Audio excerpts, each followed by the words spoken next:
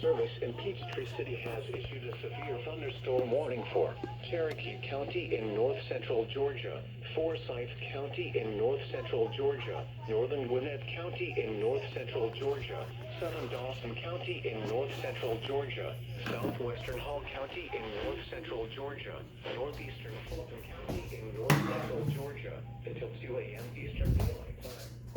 At 1:16 a.m. Eastern Daylight Time, severe thunderstorms were located along a line extending from near Sawtee to Canton, moving southeast at 45 miles per hour. Hazard, 60 miles per hour wind gusts.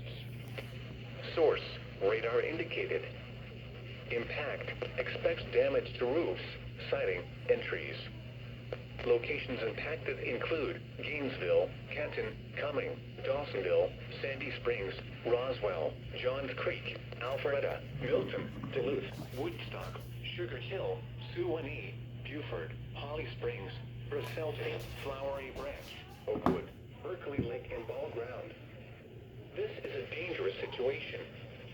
These storms are producing widespread wind damage. Seek shelter now, find a sturdy structure, and stay away from windows.